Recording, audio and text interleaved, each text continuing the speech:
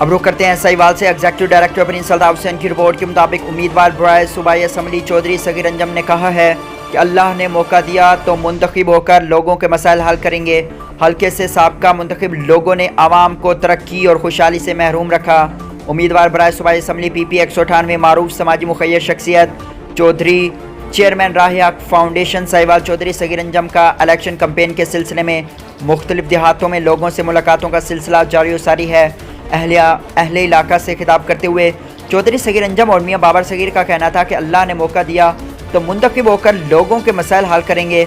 हल्के से साबका मुंतखब लोगों ने आवाम को तरक्की और खुशहाली से दूर रखा, जिससे हल्के के लोग सेहत की बुनियादी सहूलियात और अच्छे स्कूल कॉलेज साफ पानी और सड़कों से महरूम हैं। इसी हल्के से साबका मुंतखब MP MN कई बार मुंतखब होने के बावजूद ना कोई नया कॉलेज ना ही अस्पताल बना सके।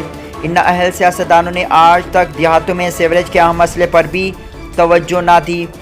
इलाके में साफ़ पानी की शदीद किल्लत है। आज भी मुख्तलिफ देहातों में लोग पीने का साफ़ पानी दूर दराज से भर कर लाते हैं, लेकिन बदकिस्मती से मुंतखब अवामी नुमाइंदों 5 साल बाद सिर्फ वोट लेने आते हैं, उसके बाद 4 साल गायब रहते हैं।